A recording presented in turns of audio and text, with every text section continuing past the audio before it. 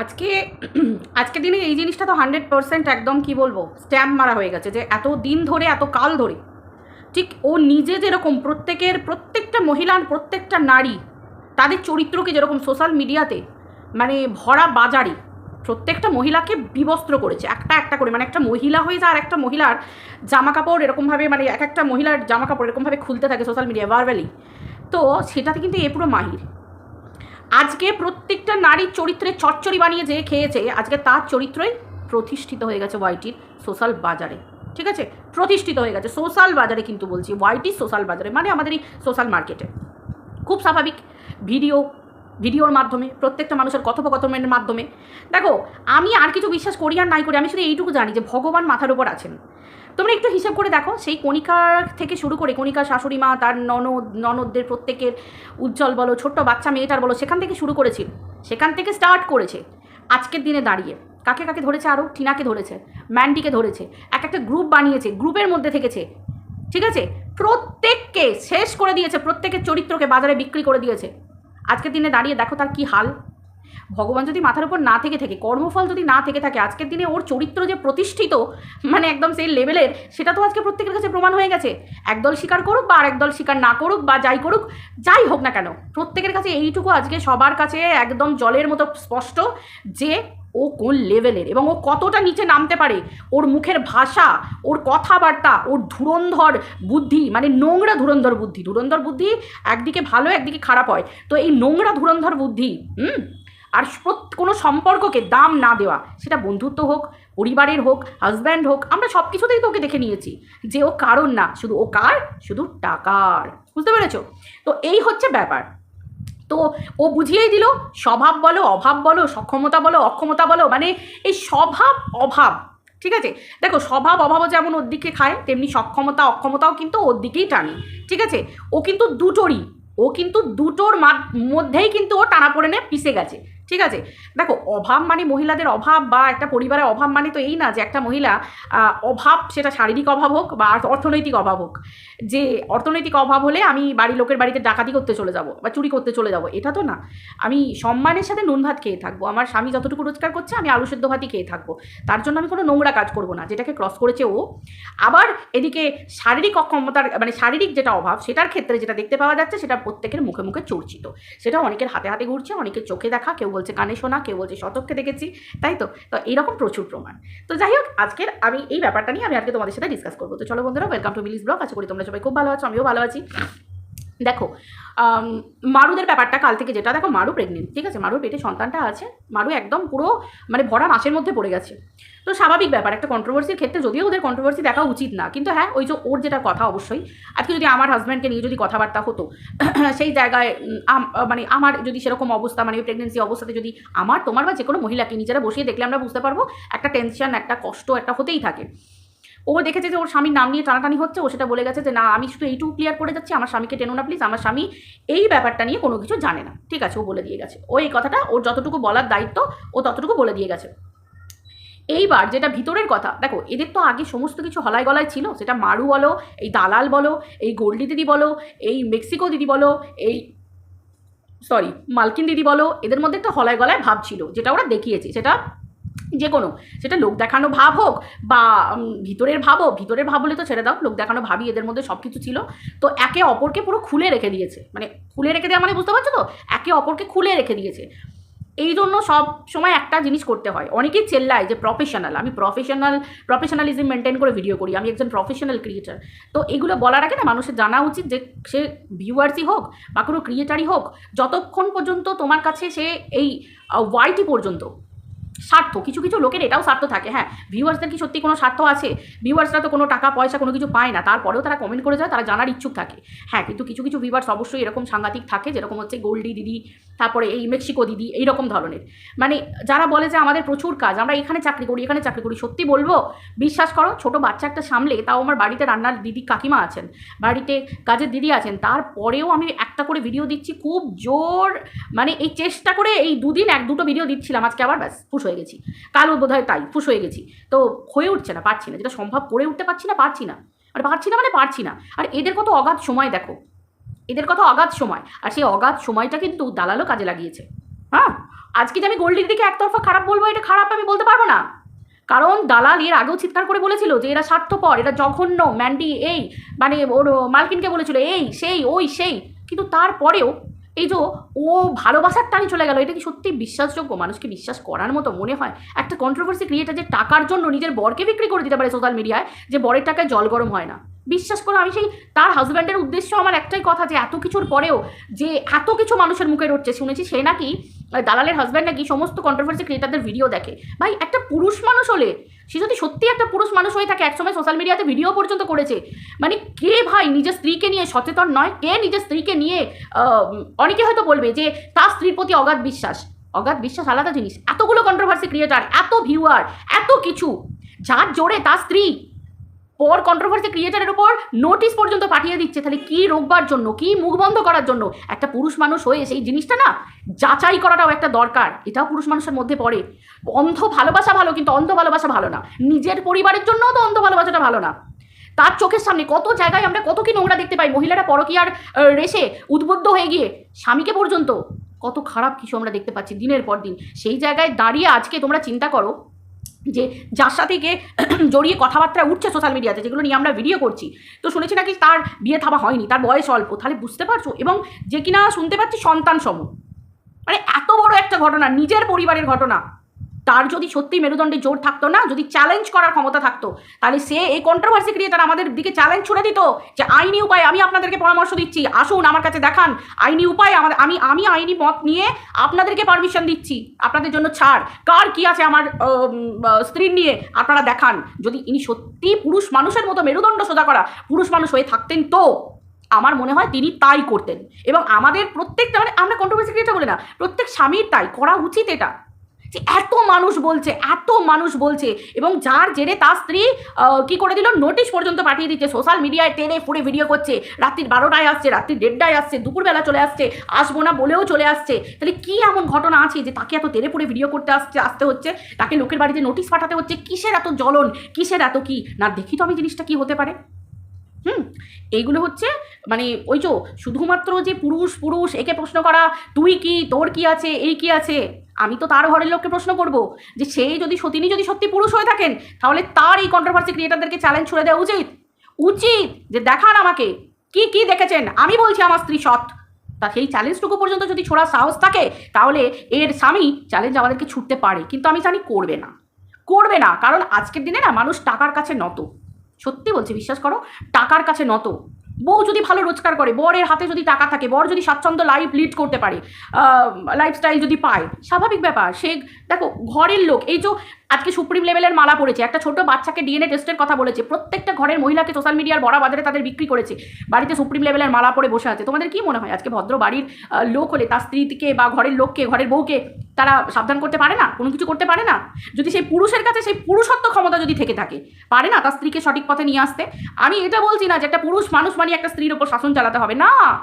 একটা স্বামী একজন স্ত্রী একে অপরের পরিপূরক, সেই অধিকার নিয়ে, সেই ভালোবাসা, সেই শাসন, সেই অধিকার নিয়ে, আমি সেই মানে সেই শাসনের কথা বলছি না যেটাকে তোমরা বলতে অন্যভাবে নিতে পারো, সেই শাসনের কথা বলছি না। স্বামী স্ত্রী একে অপরের পরিপূরক, মানে কি, স্বামী যদি ভুল করে স্ত্রী তাকে সঠিক পথে নিয়ে আসা করে, স্ত্রী যদি ভুল করে স্বামী তার পাশে ঢাল হয়ে দাঁড়াবে, এইটার কথা বলছি। আবার স্বামী স্ত্রী যদি ভুল কাজ করে, স্বামী হয়ে একটা পুরুষ মানুষ হয়ে এবং মানুষের মতো মানুষ হয়ে সেটাকেও দেখবে, সেই জোরটা কি ওনার আছে? ওনার নেই। কারণ কেন না, ও তার স্ত্রী নিজেই তার স্বামীকে বিক্রি করে দিয়েছে ভরা বাজারে, সোশ্যাল মিডিয়ার বড় বাজারে, যে স্বামীর টাকায় তার জল গরম হয় না।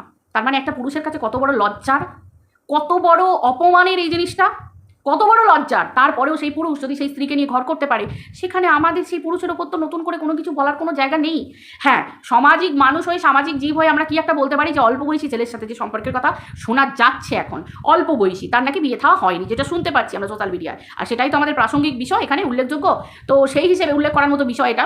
তো সেই ক্ষেত্রে সেই ছেলের ভবিষ্যতের কথা আমরা সমাজের মানুষ হয়ে আমরা সেগুলো ভাবা আমাদের দরকার, যে আজকে তাকে ধরেছে, কালকে অন্যকে ধরতে পারে, কালকে অন্য বাড়ির ছেলের সাথে হতে পারে। কারণ এরই একজন বান্ধবী আমরা জানি, জয়িতাদি, তিনি কিন্তু অলরেডি কমেন্ট করে বলে গেছিলেন, এবং অনেক আগেই বলে গেছিলেন যে তিনি তার একটা ঘটনা, এর একটা ঘটনা তার ছেলের ফোনে সেই জিনিসটা ঠিক সময় মতো দেখে নিয়েছিলেন, না হলে কিন্তু মানে ওই ঘটনাটা হয়তো অনেক বড় যেতে পারতো, কারণ আজকে এই যে ঘটনাটা ঘটিয়েছে সবাই যেটা বলছে এবং অনেকে তো 2000%, 4000, 20,000% পর্যন্ত শিওর বলছে। অনেক কন্ট্রোভার্সি ক্রিয়েটারকে তো এটাও আমরা কো ক্রিয়েটারকে বলতে শুনেছি যে বাপরে চোখে দেখার পর নাকি মানে তার বয়স্ক মানুষ তো মানে ইয়ে হয়ে গেছেন, মানে অসুস্থ হয়ে পড়েছেন সেটা দেখার পরে। তার মানে বুঝতে পারছো তাহলে আজকে একটা অল্প বয়সী যে কোনো মায়ের কোল থেকে যে কোনো মায়ের ছেলের সাথে এই ঘটনাটা ঘটতে পারে। তো সেই ক্ষেত্রে আজকে এই জিনিসটা ঘৃণ্য।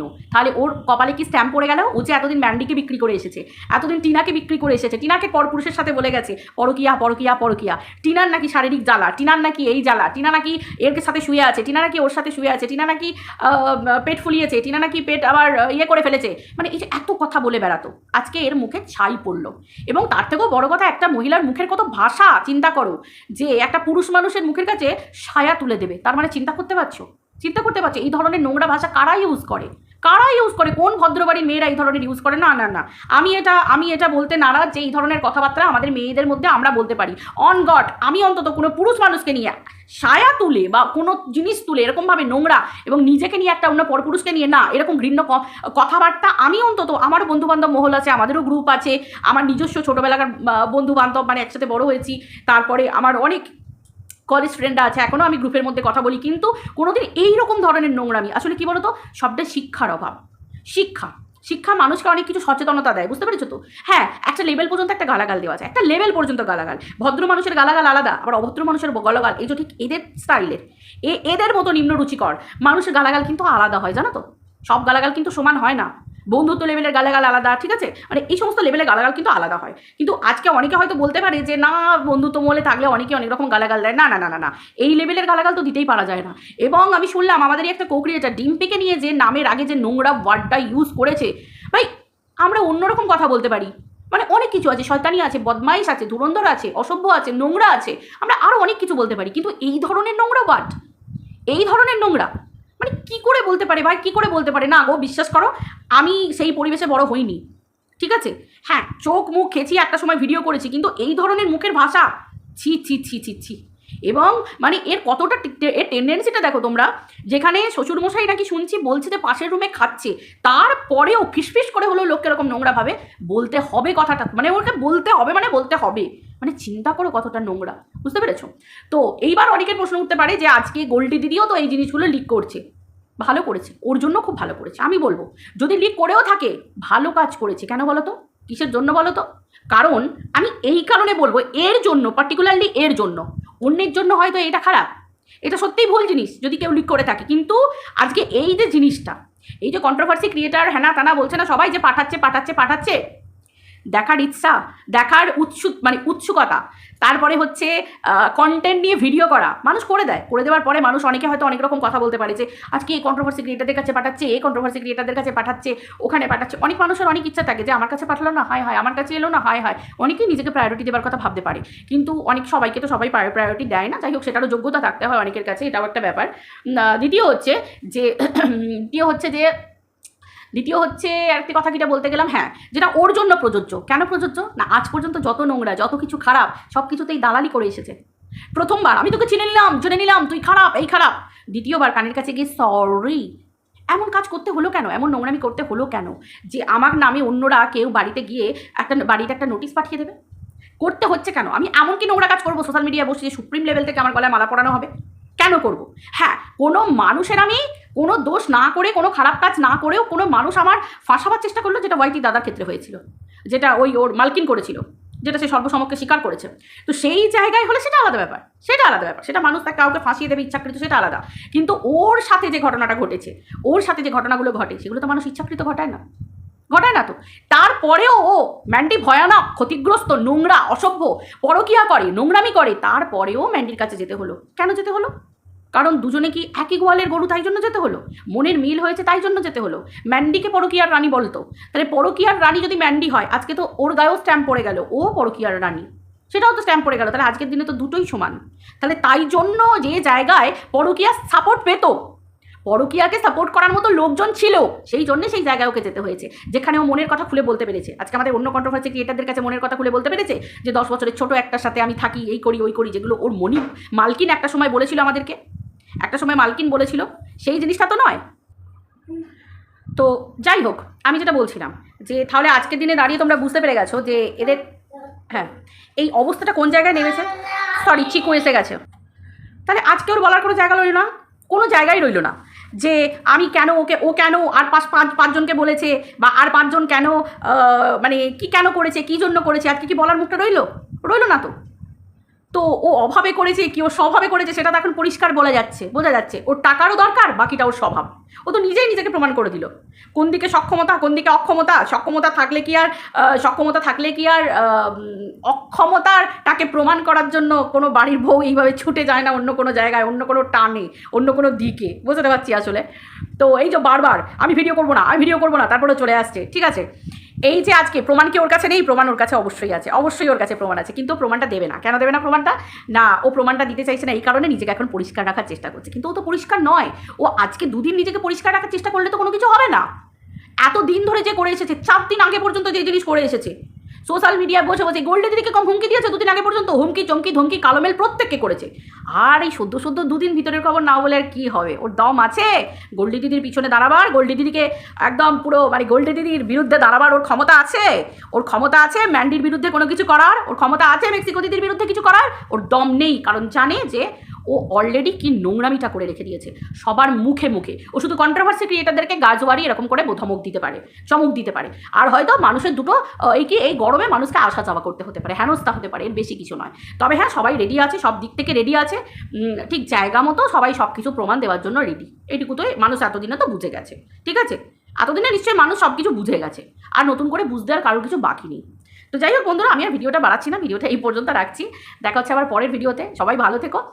আর টাটা বলার আগে একটা কথা বলে দিই যে কালকে কিন্তু এই অনুপমের কথা শর্ট দেখে পরিষ্কার বুঝে গেছো যে প্রত্যেকটা মানুষই আর সব কীর্তি জানে। আজকে লুকানোর মতো কোনো কিচ্ছু নেই, আর এর জন্য এটা অ্যাপ্রোপ্রিয়েট, কারণ অনেক নোংরামি করেছে। আর দেখো না, এগুলো যে হচ্ছে সবই ভগবানের দান, ওর জন্য ভগবানের দান। কথা বলে না যে পাপের ঘরে ভরে গেছে, এর পাপের ঘরে তো ভরার জায়গাতে, এগুলো ভগবান করাচ্ছে, এগুলো আমরা কেউ না। হঠাৎ করে এগুলো হলো কেন?